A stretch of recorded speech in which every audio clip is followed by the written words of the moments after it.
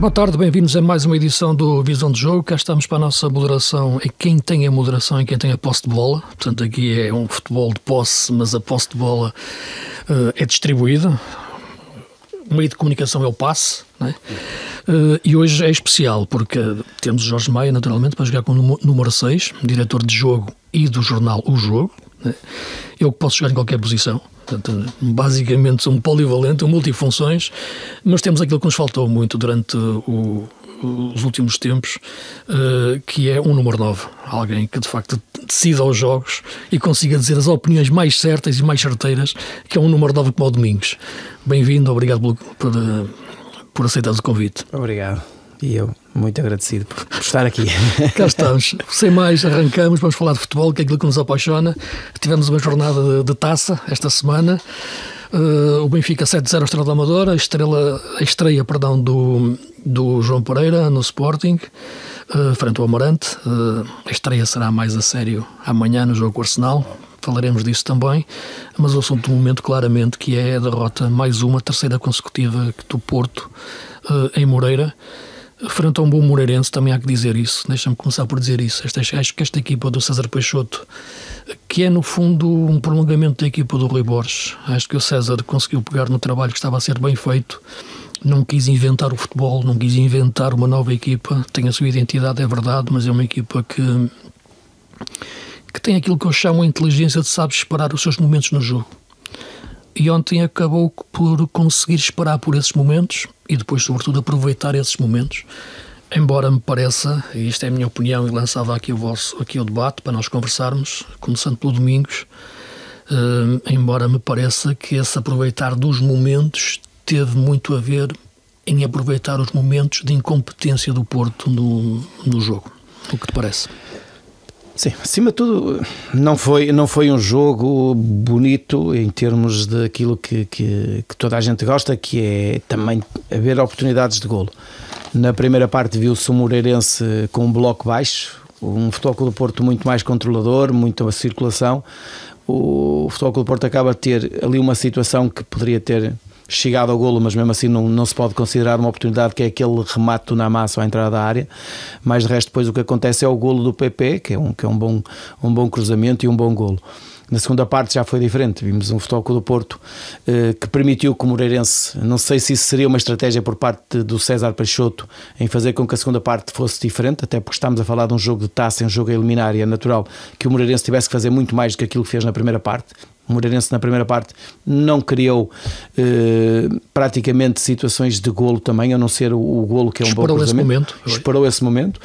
Mas na segunda parte o jogo foi diferente e o Moreirense entrou bem em jogo e aí sim, aí já pôs a nu muito daquilo que tem sido os problemas deste Futebol Clube do Porto em termos defensivos, e que acaba por ganhar o jogo, é verdade, por um penalti, mas também muito por aquilo que o Futebol Clube do Porto não fez.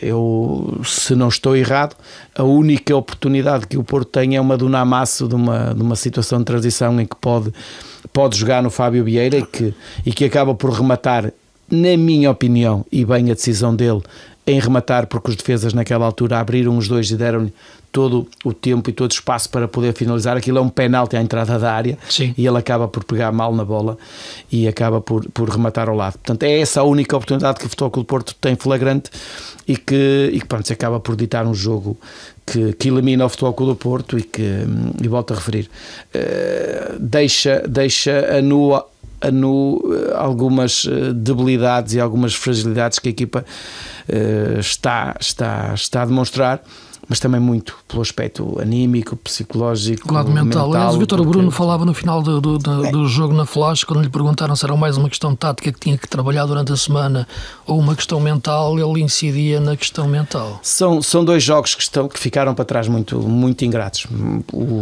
A questão do jogo da Lazio, o Porto até fez um bom jogo na primeira parte e acaba por perder o jogo por dois golos sofridos em momentos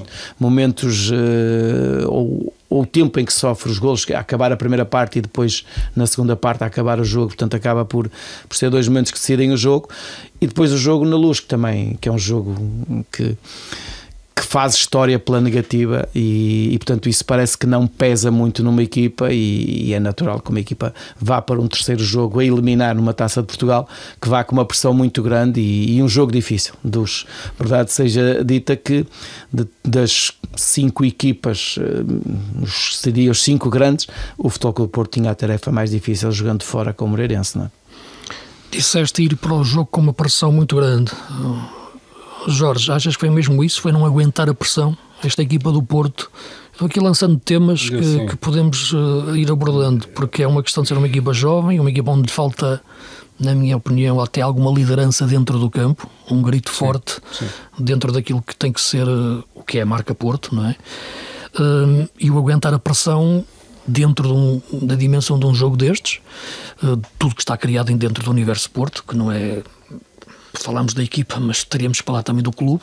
E nesta altura há uma cisão, claramente, em relação ao momento em que se está a atravessar no Porto de mudança, de ciclo, de época, de era, a todos os níveis, de regime, melhor dizendo, e a incapacidade de reagir à adversidade. Porque nesses 2 jogos, como ficou, o jogo da Lazio, como o Domingos dizia, é um jogo especial. Acho que o Porto até teve melhor, acabou por perder, porque o futebol tem estes desígnios insondáveis. Agora, quer no jogo na Luz, sobretudo a entrada na segunda parte, quer agora o jogo com o Moreirense, eu vi, e falávamos disso também aqui a semana passada, algo que é invulgar no Porto, que era invulgar ao longo de tantas décadas, que é a incapacidade de reagir à adversidade. Sim. Não é a questão de jogar melhor ou jogar pior, mas é ter aquela marca Porto de reagir àquilo que está a correr mal.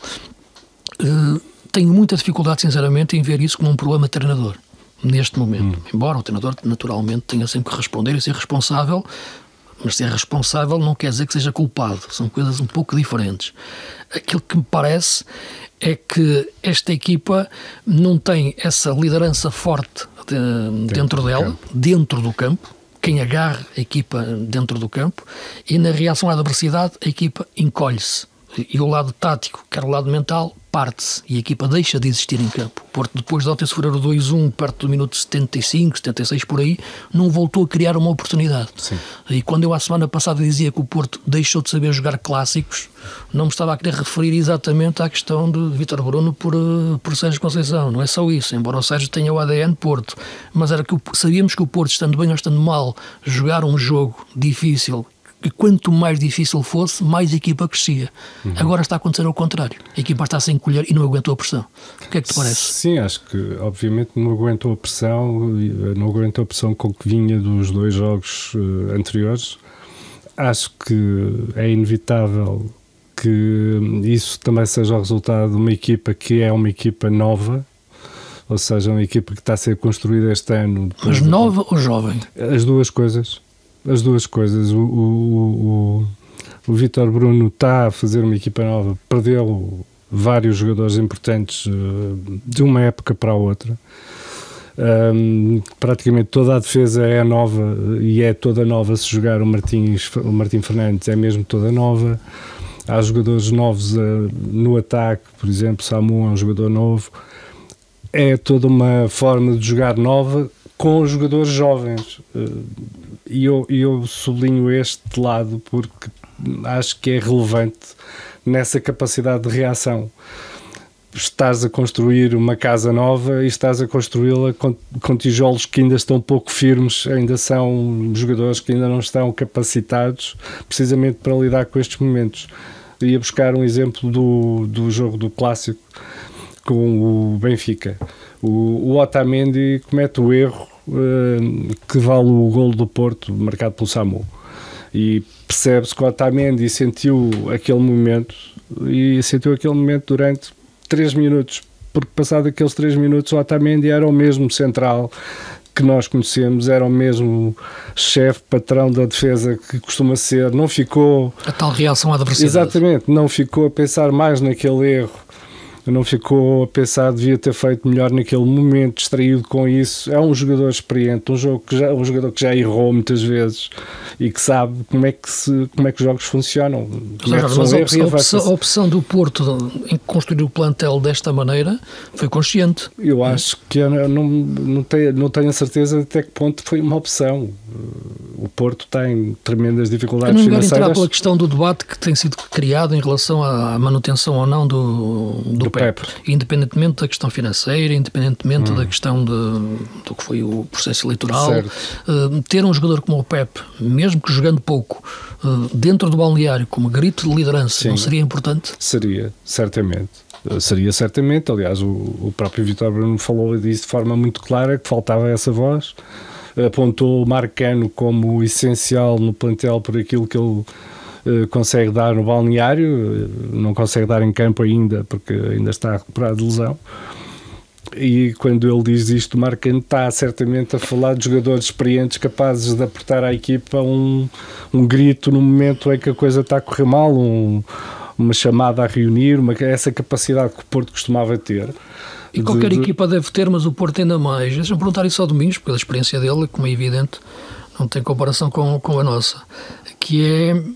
Nós estamos a falar de um problema do Porto e ainda não falamos, durante este período que estamos aqui a conversar, tanto do jogo em campo. Tem questões de táticas, de não ter jogado com extremos, com o Galeno, a questão do ponta de lança, não ter entrado início Samu, embora tivesse condicionado, jogou Navarro. Estamos a falar mais de outra coisa, não é? Que é o estado de ânimo da equipa, ou a capacidade mental da equipa.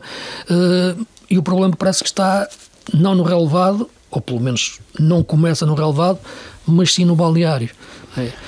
E tu que conheces bem aquela casa, sem querer puxar muito por essa questão em relação ao que foram outros tempos, porque cada época tem uma época, o problema é mais de balneário, no sentido de ter a ADN Porto, do que de relevado depois. Isto é o transfer de um sítio para o outro, porque a diferença grande que se nota naquilo que é o comportamento do jogador Porto atualmente perante esta adversidade nos jogos, em comparação com épocas passadas e anos passados. Sim, é evidente que para uma equipa ser forte tem que haver uma estrutura, e feliz daquela equipa, e isso vê-se nas boas equipas e naquelas que conseguem ter alguma consistência e perdurar no tempo, é quando tem uma estrutura toda ela já praticamente montada, desde um bom central, desde um bom médio, desde um bom ponta de lança. Isso aí parece que não faz a diferença. Essa maturidade que estavam aqui a falar, e bem, não é? Porque uma equipa tem que ter maturidade, e não haja dúvida que, se olharmos para a equipa do Futebol Clube do Porto, é uma equipa em construção, é uma equipa, está-se a fazer jogadores, não diria que está-se a fazer treinador, porque o Vítor Bruno já tem muita experiência, mas é uma equipa que se está a tentar afirmar e consolidar, porque temos a chegada de jogadores novos, como o Tiago Jaló, como o Neon Pérez, como o Francisco Moura. Portanto, são muitos jogadores a chegar. Uma equipa como o Porto tem que ter jogadores e que não tem a estrutura, e que não tem a estrutura para conseguir receber. Aí é que está, é essa a questão. Porque se temos um Pepe em campo, o Pepe, o que é que... Ou no balneário. Portanto, são este tipo de jogadores que fazem falta a uma equipa. Agora, há pormenores que também são importantes às vezes para um jogo. Uma Taça de Portugal, o treinador quer chegar à final da Taça de Portugal, quer ganhar a Taça de Portugal, mas há um percurso a ser feito e todos os jogos valem, portanto estão nesse caminho.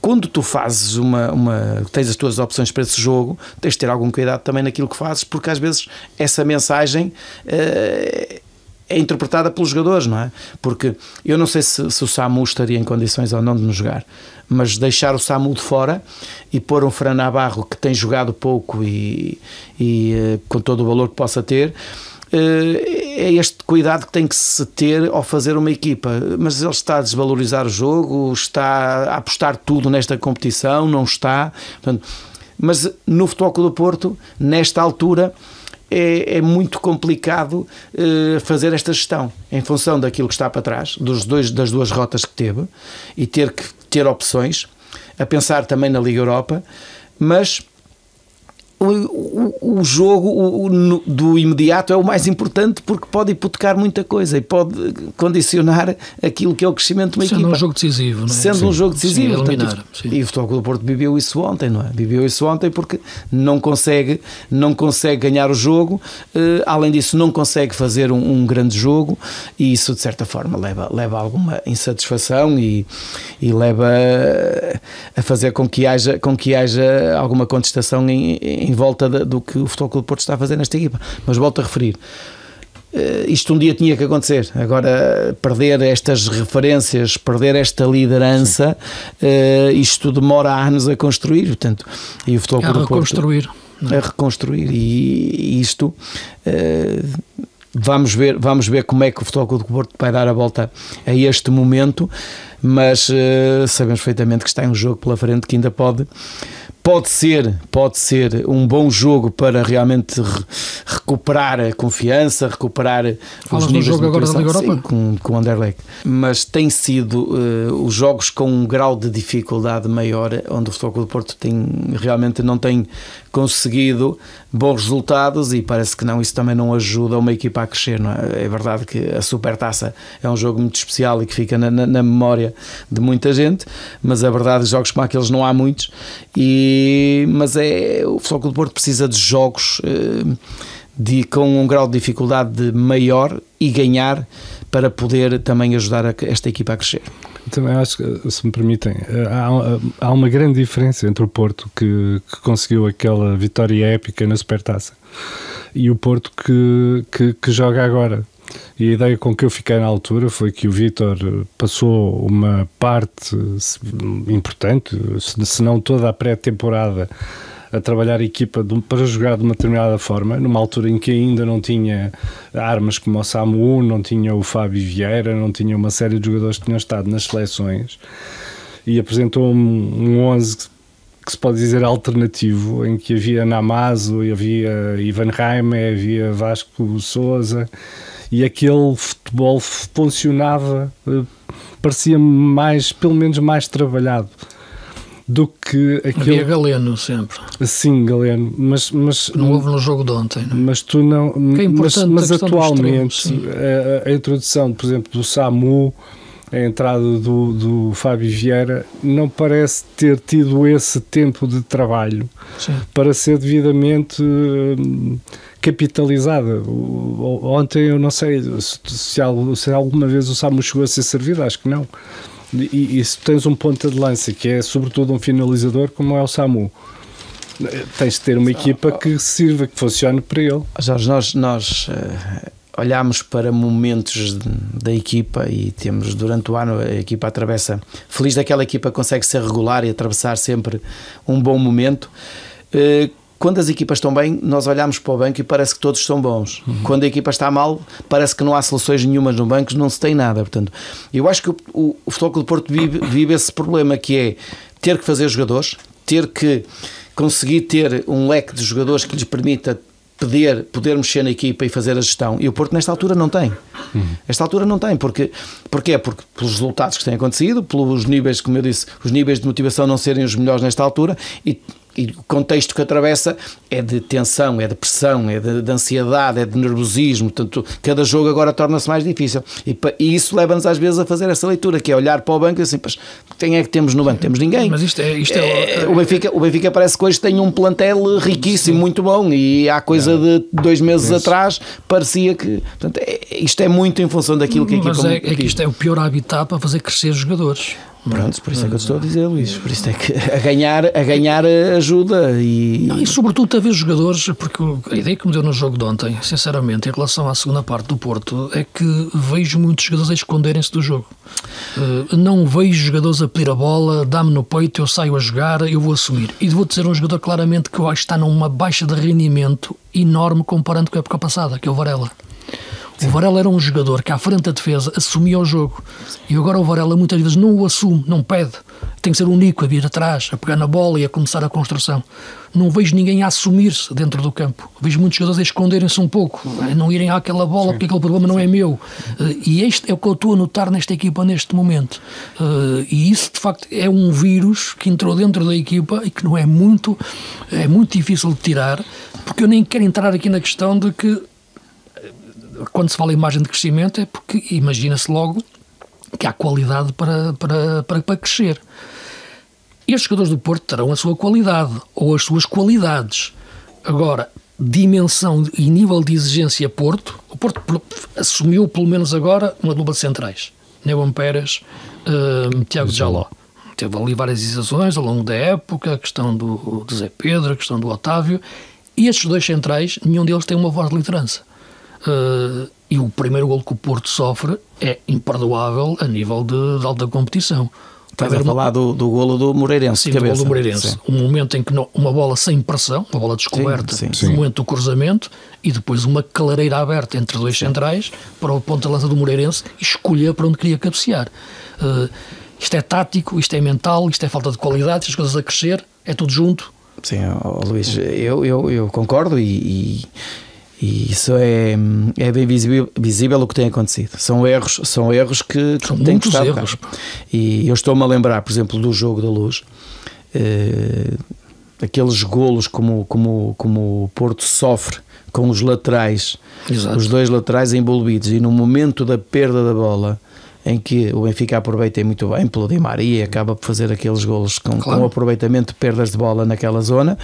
E tu, quando falas na questão do Varela, tem muito a ver com isso, não é? Porque se estás a construir, tu tens que preparar a perda. E como é que fazes os equilíbrios naquele momento em que perdes a bola? Portanto, e no momento em que perdes a bola e esses equilíbrios não estão ali, com o Francisco Moura bem envolvido, o Martim Fernandes também bem envolvido, e eu está a passar a bola para o Martim Fernandes a receber de costas e a perder a bola, a ser antecipado, e a bola a entrar de lado entre o Jaló, foi o Jaló ou o Neon Pérez, e o Francisco Moura e abriu ali o corredor, não é? Portanto, isso são erros, como aconteceu agora ontem. Portanto, até onde é que é tolerante este tipo de erros, não é? Por isso é que eu estou a dizer, em termos defensivos, tem exposto muitas fragilidades neste Flóculo do Porto. Portanto, é o que tu dizes, são jovens, precisam trabalhar, precisam de ganhar consistência, mas falta, numa equipa como o Futebol Clube do Porto... Claro, falta essa excelência. Porque eu comecei por dizer, porque não me parece que seja exclusivamente um problema de treinador.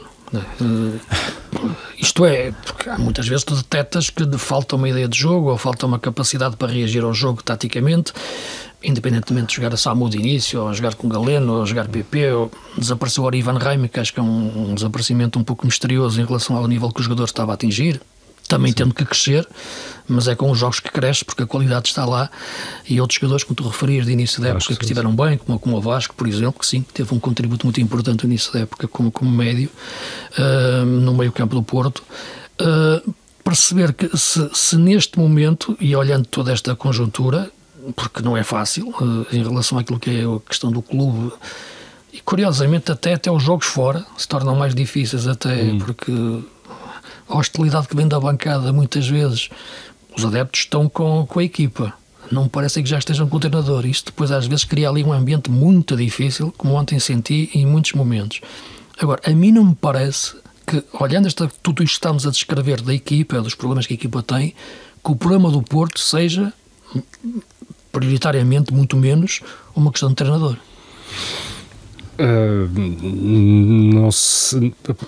Não sei se aquilo que estás a dizer, como é que me vou explicar? Não acho que seja um problema de treinador, mas acho que o treinador pode ser o caminho mais fácil quando se precisa encontrar uma solução para os problemas. Futebol, já sabemos que quando se manda embora o treinador, imagina-se que manda embora o problema, mas raramente é assim. Sim, raramente é assim, de facto. Algumas vezes mas raramente é assim. Acho aquilo que estava a dizer antes, a equipa do Porto este ano, e era previsível que fosse assim, atendendo às dificuldades económicas do clube, é uma equipa jovem, tem potencial, pois sendo jovens têm potencial, é uma equipa nova. O Porto não é um tipo de clube que não pode assumir, como já aconteceu com o Sporting ao longo de 18 anos, não pode assumir que vamos fazer o melhor possível. Vamos fazer uma época de transição, que nesta época não é de título, é uma equipa ao ano zero. Isso é inaceitável. O Porto não tem essa... Precisamente. Aí está. Precisamente. Isso também torna o presidente refém da história, e ainda bem. Aquilo que aconteceu com o Rubem Amorim, de ficar em quarto e ser mantido, manter-se toda a estabilidade e tranquilidade junto dos adeptos, para ele ter a oportunidade de fazer mais uma época e ser campeão. As mesmas ideias e ser campeão.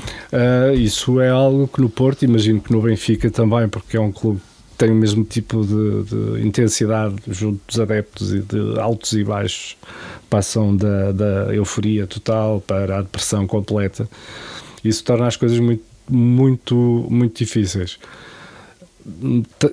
se a minha opinião pessoal é a saída de Vítor Bruno resolve os problemas, acho que não. Exato, também acho que não. Se acho que mais um resultado negativo no jogo europeu vai ser possível Vítor Bruno continuar, também acho que não.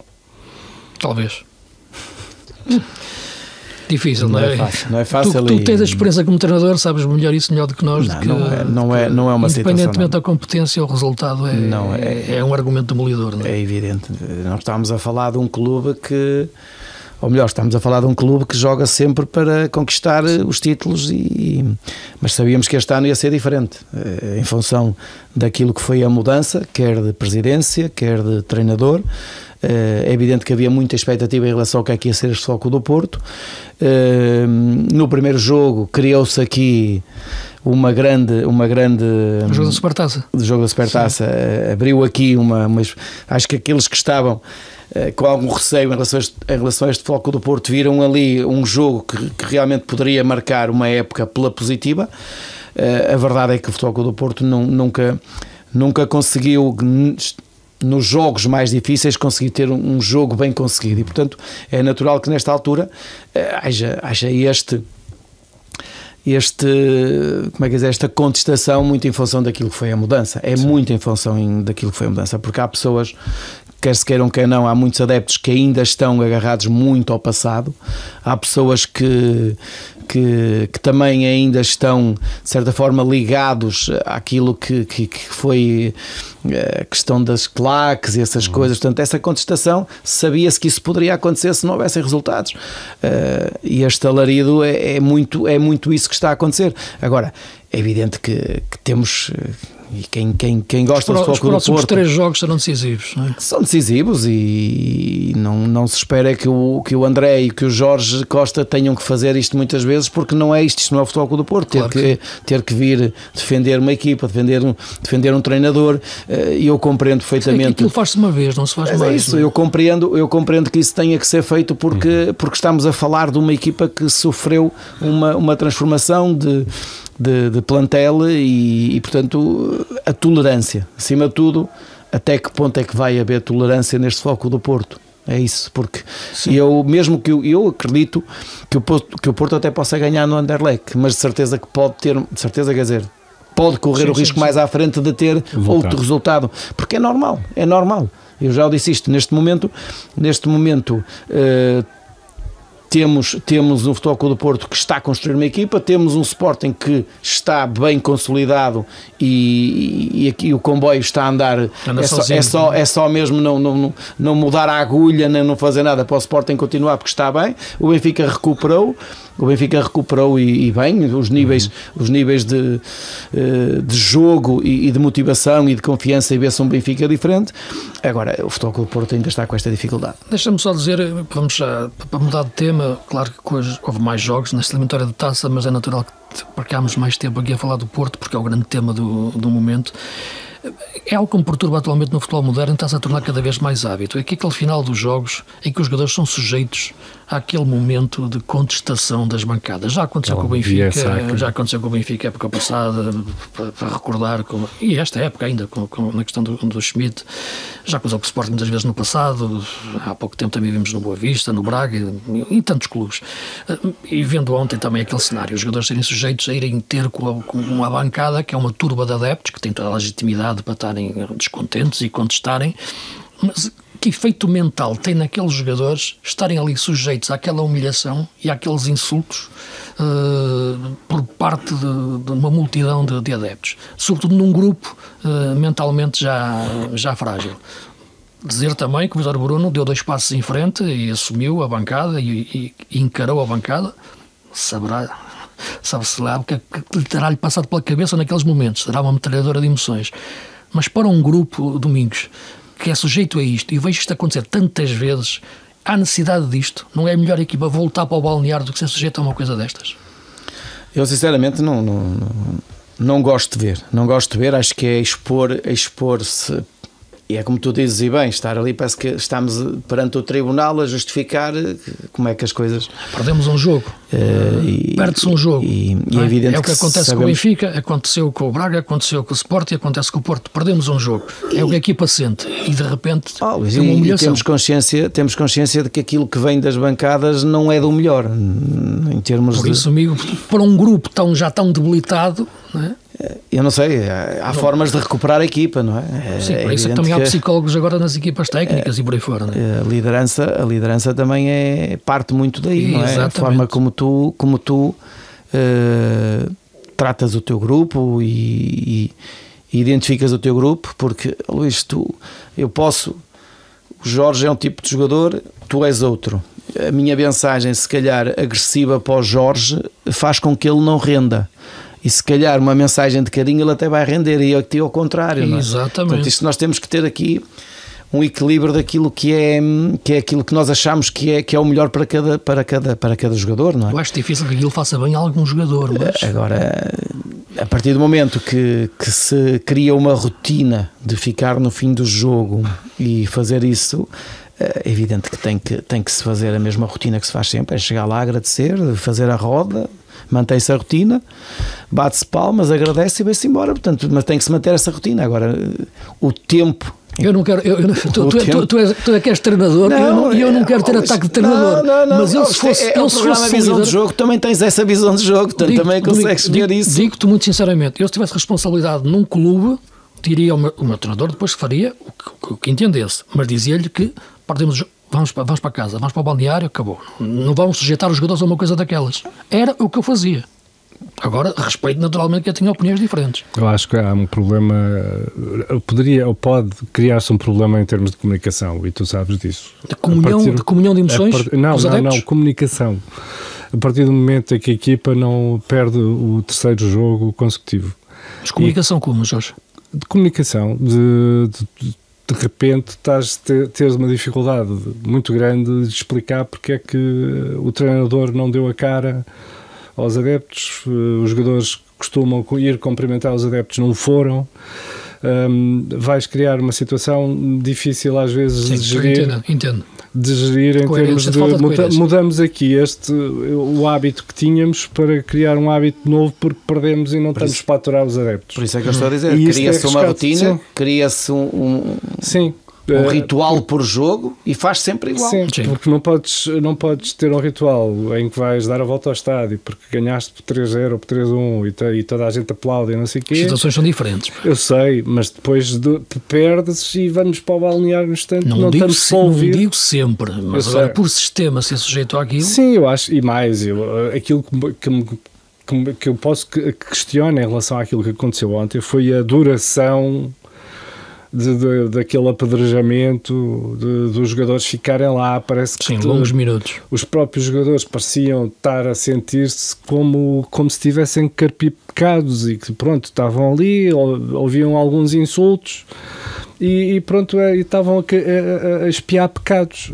E parece-me que a duração que aquilo teve, a quantidade de tempo que alguns jogadores expuseram àquilo, a forma como alguns reagiram, sabemos que alguns acabaram em lágrimas, portanto certamente não foi nada construtivo. Que não pode ser, é por aí que eu quero chegar. Agora, há momentos em que deves parar. Acho que mesmo sendo ritual, há um momento em que eu digo, chega. Ou então sim, mas diminuir o tempo, dizer vamos lá, rapidamente, passamos por aí. E vamos embora, mantemos um ritual. Talvez. Agora, não quebrar concedo quebrar o ritual, essa limitação, digamos barulho. Assim, de combater os danos. Deixa-me já que temos com pouco tempo, porque se há local onde tudo corre sobre rodas, não há forma de carpir mágoas, é o Sporting, não é? O João Pereira estreou-se também neste momento, com todo respeito para o Amarante, não foi bem ainda um teste, será o teste amanhã com o Arsenal, expectativa de perceber se ele pode mexer em alguma coisa. Eu acho que não vai mexer em nada, que está tão bem a correr tão bem. O João já o assumiu, não é? Que é evidente que pouco a pouco vai incutir, vai procurar de certa forma implementar alguma coisa que é do futebol dele, a forma de pensar, porque o João também tem uma experiência muito grande. O João também passou por grandes clubes, foi jogador e também quer ter o seu... Foi meu jogador em Braga, foi meu jogador de Sporting também. Quando foi teu jogador, tu imaginavas o João como treinador? sinceramente. Não. Eu acho que a maior parte de quem viu o João jogar tem uma imagem, tinha uma imagem de um jogador que muito agressivo, muito metido em jogo, com picardias sempre. Portanto, o João era isso. Mas fora disso, o João era um grande profissional, isso acima de tudo, compromisso muito forte, 100% profissional. Agora, o que eu estava a dizer é que ele vai querer criar a sua identidade, não é? É evidente que ele, para ser treinador, não vai querer, nem isto do Ruben Amorim vai durar toda a vida. Mas esta época é uma época de continuidade. Até porque eu não o conheço o João como treinador. É natural que não haja muitos treinadores que, ou a maioria, diria eu, não joga no 3-5-2 ou no 3-4-3. O Ruben Amorim implementou isso no Sporting, que tem dado os resultados, e é natural que o João, mesmo que tivesse, que eu não acredito que estivesse a fazer na equipa B, que era jogar num sistema diferente, até porque a equipa B normalmente está muito mais próxima da equipa A e tem que ter essa ligação em termos de modelo de jogo, mas é natural que o João daqui por uns tempos até possa pensar que a equipa tem que ter um sistema alternativo e que possa também implementar, porque não nos podemos esquecer que o Ruben Amorim era aquela forma de jogar, e quando se via a perder metia o Coates na frente, portanto, o início foi esse mesmo, e dava certo, e dava certo, e ganhou campeonatos assim.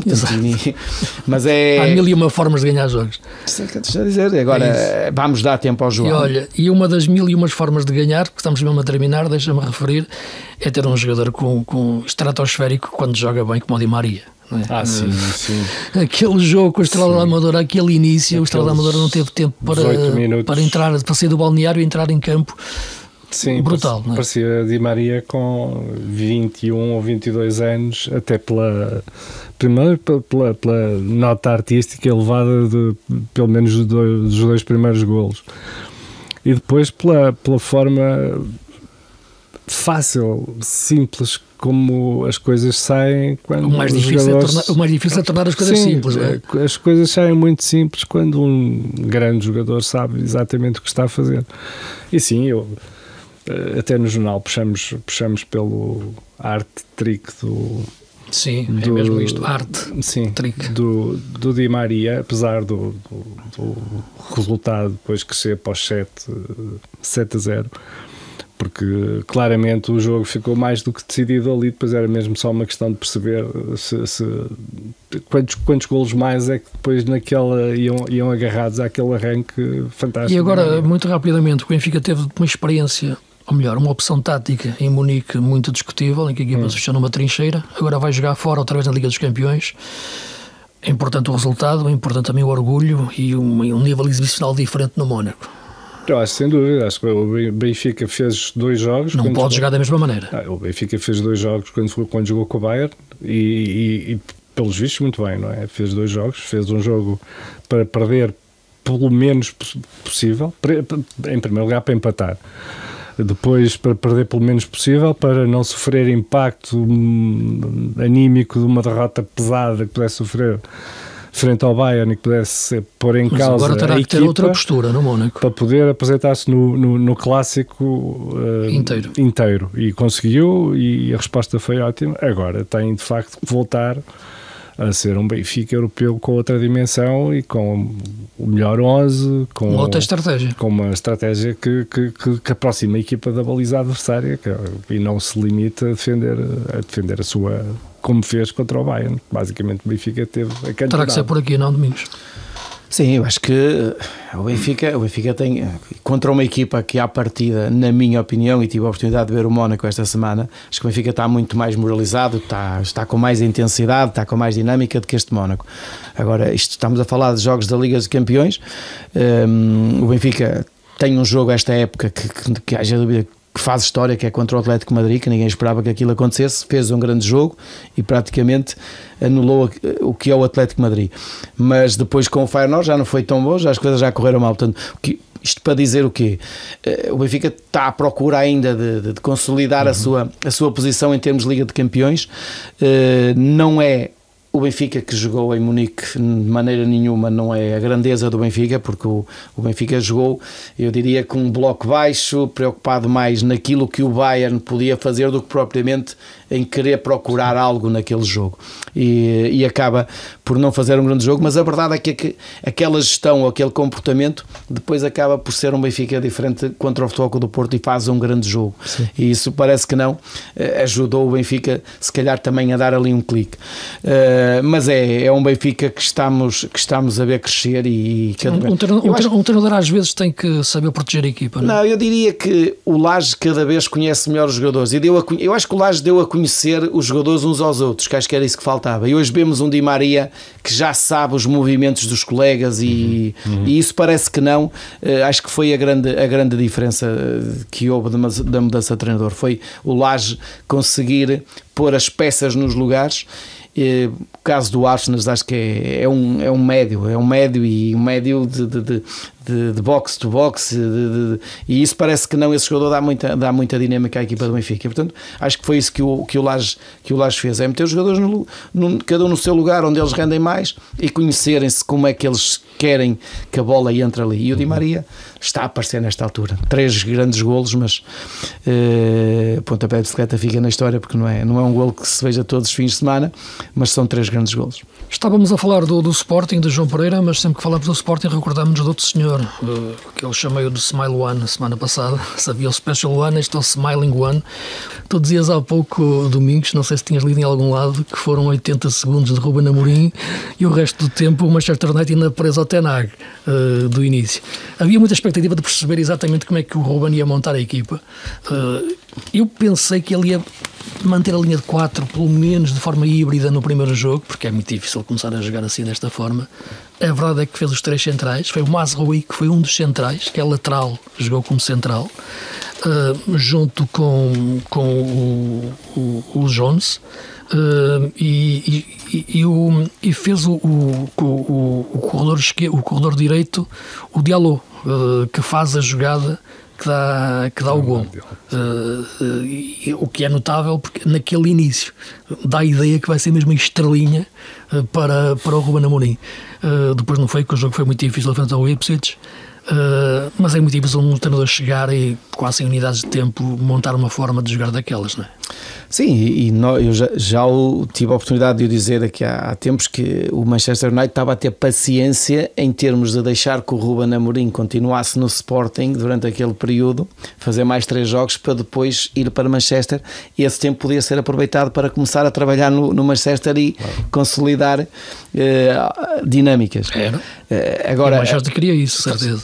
Agora a verdade é que ele mudou, como tu disseste, para os 3 centrais, só que a questão não é essa, é que até que ponto é que isto se consegue mudar e criar uma dinâmica com os jogadores que lá estão e rentabilizar isso em jogo, não é? Porque nós conhecemos o Ruben Amorim com uma identidade desde que chegou ao Sporting, e mesmo em Braga jogou sempre com os 3 centrais, 3-4-3 ou 3-5-2, como se queira dizer. Agora, a verdade é que chegar ao Manchester e mudar, isso prova evidente que é aquela forma de treinar. O treinador tem 2 formas de ver o seu trabalho ou de preparar o seu trabalho. Ou eu chego a um clube e rentabilizo o que está lá e vou procurar o melhor sistema e a melhor dinâmica para os jogadores que lá estão, ou então não, os jogadores têm que vir de encontro àquilo que eu quero em relação à minha identidade, à minha forma de jogar. O Ruben Amorim é esse treinador, que é, os jogadores têm que vir, eu quero que eles façam aquilo que eu acho que é o melhor para o jogo e para a nossa identidade, e o Ruben Amorim quer fazer isso. O tempo que vai ter será o suficiente? Não será? Os jogadores vão se adaptar, vão consolidar esse processo? Acho que esta época vão-lhe dar essa margem de perceber que nem não é o plantel dele, não são os jogadores que ele escolheu, ele aqui adaptou-os, porque de facto foi o de Jones, o Mazraoui, o Delite, os 3 centrais, o Dalot jogou na esquerda, o Diallo fez o lado direito. Não são os jogadores que eu acho que ele escolheria de raiz para um sistema destes que retirou o ponta-lança do Leyland, exatamente, nem o Zirkzee jogou com o Rashford, e acho que foi uma boa opção. Mas lá está, porque tu falas neste Manchester United como uma necessidade de ruptura. Se estávamos a falar no Sporting que sai o Ruben Amorim e há uma necessidade de continuidade e tens que ir buscar um treinador com a mesma ideia, aqui não, há uma necessidade de ruptura de ir buscar um treinador com uma ideia completamente diferente. Mas quando é que se faz essa ruptura? É já? Ou vai esperar? Essa dificuldade é que eu entendia, porque é uma ruptura, porque passar para um sistema de defesa A4, sabes melhor isso como treinador, para um A3-3 é mais simples. Agora, passar ali daquele sistema em que jogava o Manchester United para aquele sistema que o Ruben Amorim tem, ele próprio disse que ia afinar a pequenos detalhes apenas, que não seria já, que não era possível, alguns jogadores eram inteligentes, iam se adaptar melhor, outros não. É com o tempo.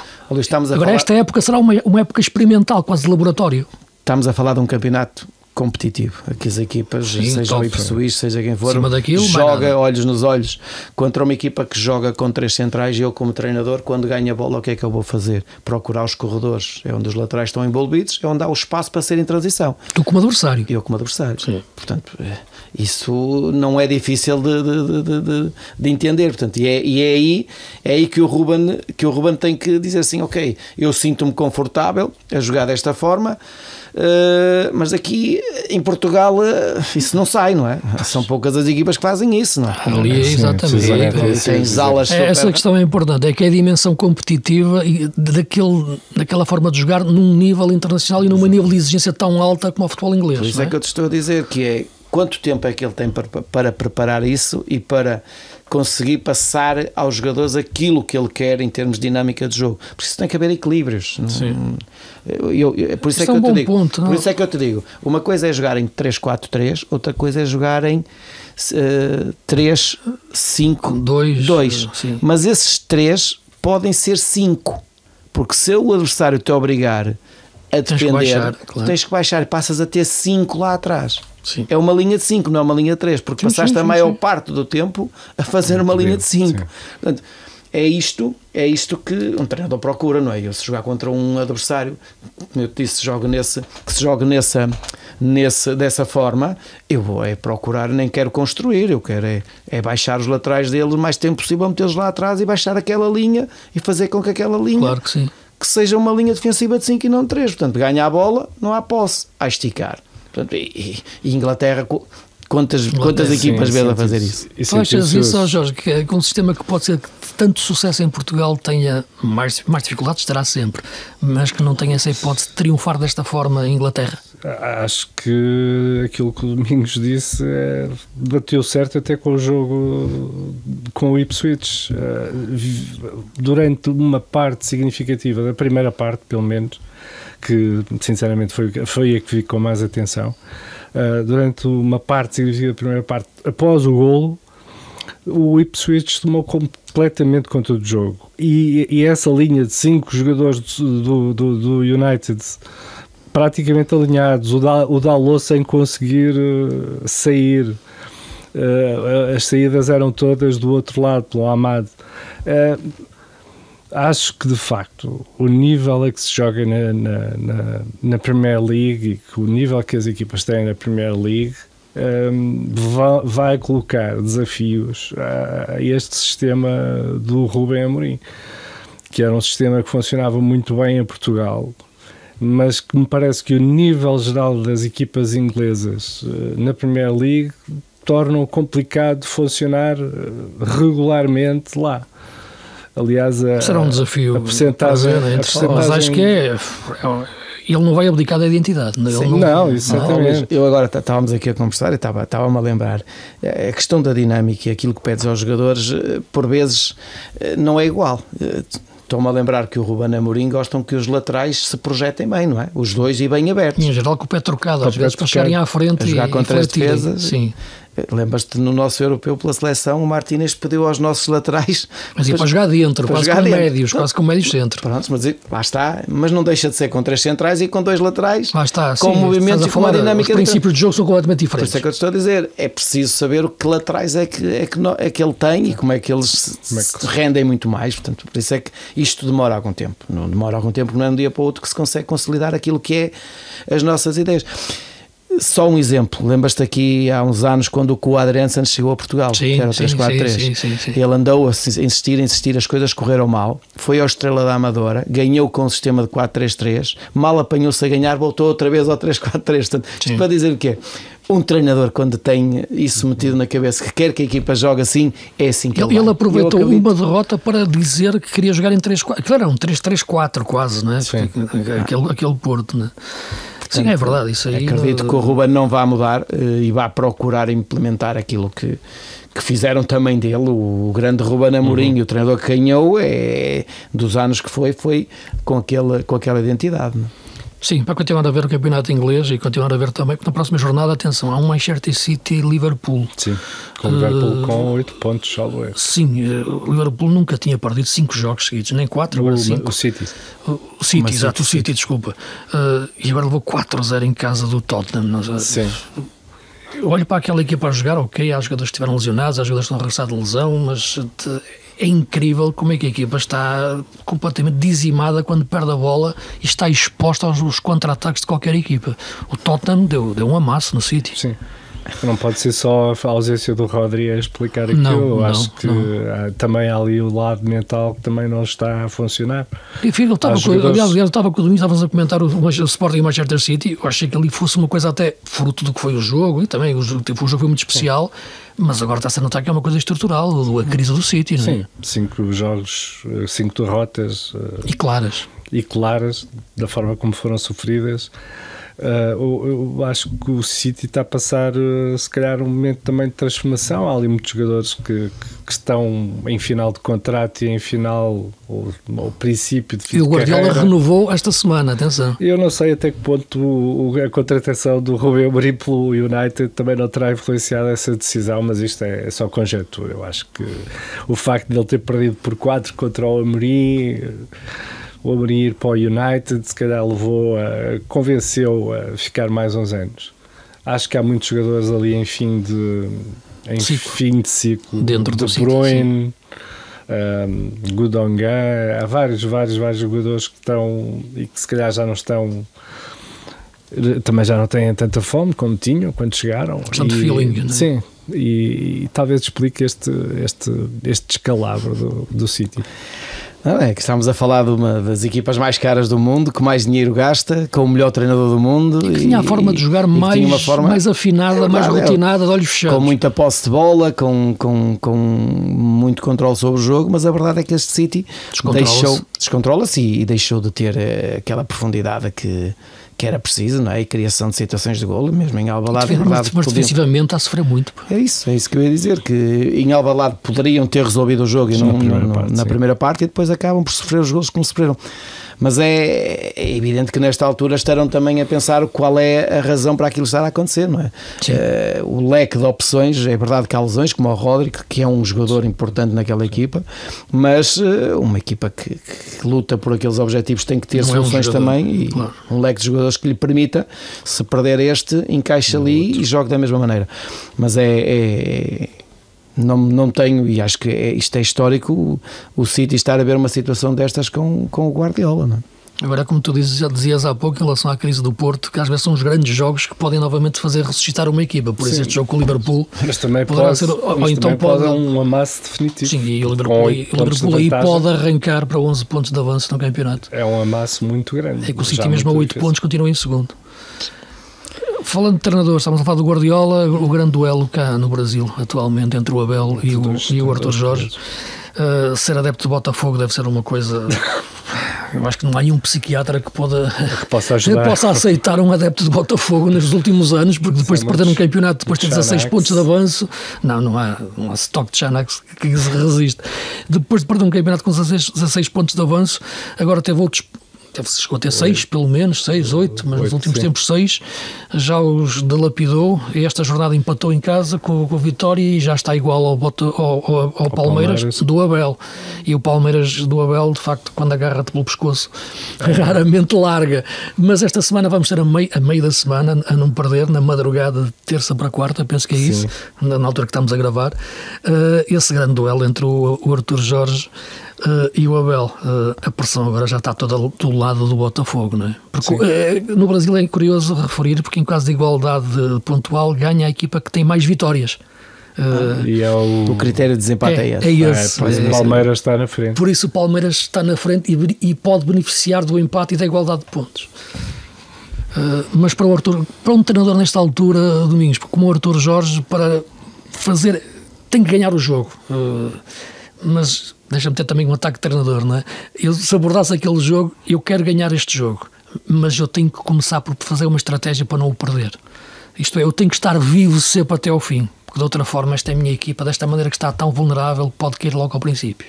Sim, pode ser uma estratégia, não é? Ele melhor do que ninguém saberá. Primeiro porque conhece bem os jogadores e sabe até que ponto é que teria impacto na equipa se sofresse um golo, o que poderia aquilo psicologicamente afetar a equipa. Eu não queria chegar.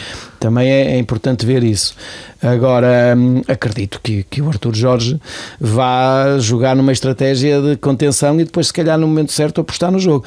Mas deixa-me dizer-te isto, que é de realçar aquilo, o trabalho que ele está a fazer, porque é a primeira vez que ele vai para fora e vai para o Brasil e estar nesta altura a lutar por ser campeão no Brasil. Será injusto julgá-lo, avaliá-lo por ganhar ou não ganhar o campeonato, não é? E atenção que vai jogar a final da Copa Libertadores no sábado seguinte contra o Atlético Mineiro, são 2 finais seguidas, não é? Portanto, ele está, eu não diria que está a recuperar este Botafogo, não é? É verdade que tu disseste que é a época passada, ou há 2 anos foi também, a época passada, começou o Luís Castro, mas foi essa que começou o Luís Castro, depois foi para lá o Bruno Lage, sim, e depois foi por ele, depois mais uma série de treinadores. Portanto, de certa forma está a fazer um bom trabalho o Arthur, mas não é fácil e como tu disseste bem, a estrelinha também é muito importante e parece que o Abel nesta fase final dos campeonatos consegue fazer ali um milagre, mas pronto, não é milagre porque eles têm boa equipa também. Sim, tem trabalho, qualidade. Mas é um jogo a seguir e este duelo também a seguir entre o Abel e o Arthur Jorge. E são 2 treinadores portugueses, portanto pelo menos há certeza de que o campeão vai ser um treinador português. Isso, eu acho que isso é sempre relevante. Cada vez começa a ir mais. Numa altura em que falamos e tanto e bem sobre o Rubem Amorim, acho que é sempre de realçar isso, o sucesso do treinador português. Sim, isso é indiscutível. Em qualquer sítio do mundo encontramos um treinador português a ter sucesso. Eu imaginava que o Abel já estava a esticar demasiado a corda, a ficar tantos anos no Palmeiras, depois dos sucessos que já tem tido, 2 Libertadores, campeonatos, ganhou tudo, mas continua, a motivação continua, vai renovando equipas e é de facto um treinador que neste momento, em gestão de carreira, eu imaginando o que ele pode ser a vir para a Europa, terá que ser algo substancialmente diferente, até na forma de, não digo tanto de pensar o jogo, mas de liderar, isto é, porque eu acho que o futebol brasileiro deve ter algo tão específico, não é, na forma de lidar com aquilo tudo, com aquele mundo enlouquecido, não é, de adeptos, de diretores que despedem treinadores uns atrás dos outros. Ele encontrou na Leila, a presidente, a melhor forma, até contratou um avião, comprou um avião, não é, que é importante nas viagens no Brasil, como tu sabes, até para as Copas Libertadores, para ir ao Paraguai, à Bolívia, é importantíssimo. Foi uma grande contratação, foi um avião. Foi a melhor contratação que ele teve desde que lá está, ele próprio disse, mais que um ponta de lança. Perceber que o poderá ser a evolução da carreira dele e se poderá entrar num grande campeonato europeu. Olha, ele teve o sucesso ou a capacidade de analisar bem aquilo que poderia marcar a diferença no jogo e num campeonato como o Brasil, porque toda a gente, e acho que era a opinião geral, de que aquilo que se passava no Brasil em termos de jogo jogado era um jogo com pouca intensidade, devido ao calor, devido à forma como se treinava, a própria qualidade dos jogadores. Portanto, e a verdade é que ele conseguiu chegar ali, as equipas deles têm intensidade, têm organização e sobretudo isso, organização e intensidade. Sim, e saber sempre em cima da bola, então. Saber os momentos, marcar bem os momentos, ter mais intensidade, menos intensidade. Eu acho que é o Abel e os treinadores portugueses, porque todos que têm lá ido, as coisas têm, o Jesus, o Arthur Jorge, agora pelos vistos também o Pepa, não é? Sim, o Pepa que subiu no Sport Recife, também um abraço a ele, num jogo difícil, a última jornada tinha que alguém empatar para ele subir, e empataram 2 e subiu com o Sport Recife, que é um grande clube. O próprio Luís Castro fez um bom trabalho. Excelente. O que falou mais alto até foi o aspecto financeiro. Mas isto mostra se calhar aquilo que é o talento, as capacidades de um treinador português, chegar lá e ir de encontro àquilo que o futebol brasileiro pode mudar, e acho que os portugueses de certa forma estão a mudar, e as equipas cada vez procuram mais treinadores portugueses, e o Abel não haja dúvida que o trabalho que está a fazer ali e o tempo que se está a aguentar ali, isto é história, porque se nós há uns anos atrás não conseguíamos entrar nesse mercado que era o Brasil, hoje... Agora entra quase tudo. Também agora tornou-se um exagero às vezes. Mas pronto, mas é de assim, repente acharam que os portugueses são todos iguais. Mas, Luís, os que estão lá em cima, se ganharem, os que estão na primeira divisão do Brasil, esses se ganharem... É muito importante. Agora, porque os outros que estão cá em baixo é natural, com as dificuldades. Sim, o Petit no Cuiabá, equipas o completamente diferentes. Agora teve no Corinthians, atenção, teve num grande clube, não é? Equipas completamente diferentes. O Chega no Vasco da Gama, mas difícil, portanto, mas há as oportunidades que os brasileiros, os treinadores portugueses têm tido no Brasil. Vamos ver, enfim... prognósticos só no fim, não é? Como vocês diziam, não é? Mas, não sei... Campeonato para o Palmeiras, Copa Libertadores para o Botafogo, e acho que ficava perfeito, não era? Ficava equilibrado, sim, ficava perfeito, embora acho que o Artur Jorge não gostasse dessa tua... Preferia o Brasileirão que a Libertadores? Sim, acho que sim. As Libertadores é glória eterna. Tá bem, mas não sei. É a minha ideia, posso estar enganado. Vamos ver, vamos esperar por esta semana. Deixa-me só dar aqui uma palavra, porque houve mais jogos da Taça, e dar também uma palavra porque já não há equipas da segunda Liga na Taça, mas mantêm-se 10 da primeira Divisão, e uma palavra forte para além do Oliveira do Hospital de São João de Verde da Liga 3 que se mantêm, para o Elvas, para o Robordosa, para o Tircense, e com um especial destaque para o Lusitano de Évora, porque é uma cidade de futebol que está há muitos anos, nem eu era nascido, vê lá, portanto há anos que já sabe bem, que andou na primeira Divisão, e que eliminou agora o Aves, depois de ter antes eliminado o Estoril, no velhinho Campo da Estrela, e que agora vai jogar a Braga. Um pouquinho mais difícil. Mas acho que vai ter esse sonho, e é bonito ver uma equipa alentejana, também o Elvas, voltar ao mapa da elite do futebol português numa grande competição, depois de desaparecer o Campo Meirense, que era um clube empresa, não é? Para o mapa do futebol português ficar mais preenchido. E isso acho que é importante. Ficamos por aqui, voltamos para a semana, sempre para falar de futebol, que é aquilo que nos apaixona. Cá estaremos, com ou sem número 9, mas sempre com mantemos sempre estratégia para ganhar. Sempre. Um trio ofensivo. Suba um central nos últimos minutos e ganha o jogo. Ruben Amorim com o Coate. Um abraço a todos.